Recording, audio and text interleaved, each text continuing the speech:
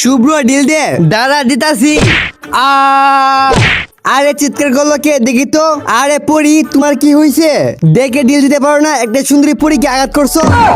আচ্ছা পরি I am sorry, কিন্তু আমি তো শুনছি পরীর অনেক বড় হয়, কিন্তু তুমি এমন শুরু হয়েছো কেমনে? আরে কি কুমুর দুঃখের কথা, এক জাদুকর আমাকে শুরু বানায় ফেলছে।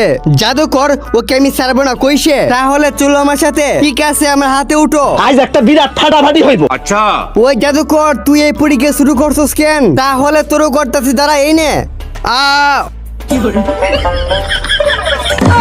বাবা বাবা প্লিজ আমাকে ঠিক করে দেও বাবা, আমি আর ভুল করতাম না, প্লিজ আমাকে ঠিক করে দেও। ওই জাদুকর তুই আমার বন্ধুকে ঠিক করে দে, মরে গেলেও করতাম না। ঠিক আছে মর তুই।